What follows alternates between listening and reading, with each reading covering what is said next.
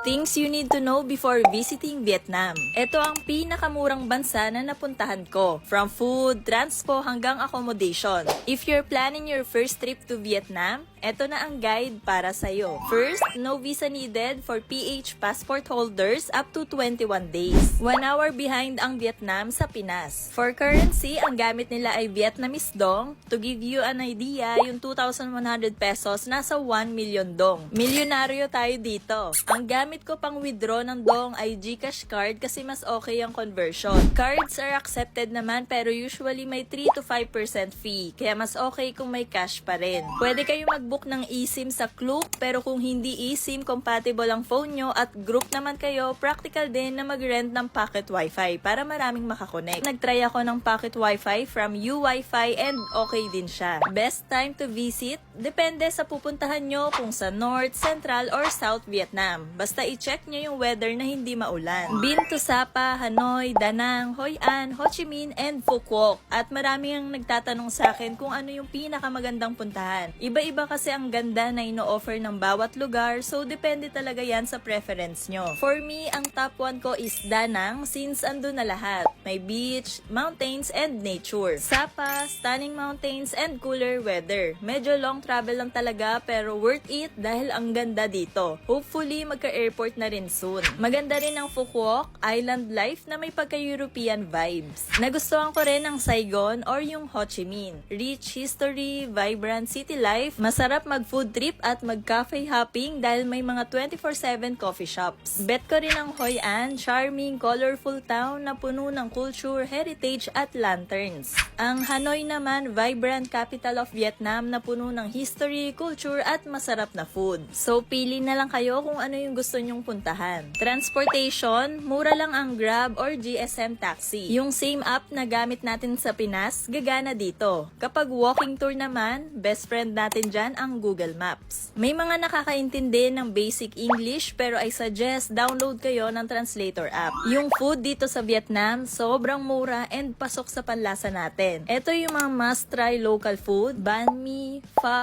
beef noodles, banh seo or yung sizzling pancake, and banh chang nung or yung Vietnamese pizza. Coffee culture, super amazing. Kapag kape ang usapan, hands down, Vietnam talaga ang the best. 3 coffees na dapat nyong matikman, coconut coffee, egg coffee, at salt coffee. Overall, Vietnam is truly amazing. Magandang infrastructure, diverse ang tourist spots, masarap ang pagkain at kape, at sobrang affordable. Definitely worth visiting. And see you sa next gala. This is Shanice, your runaway girl. Bye!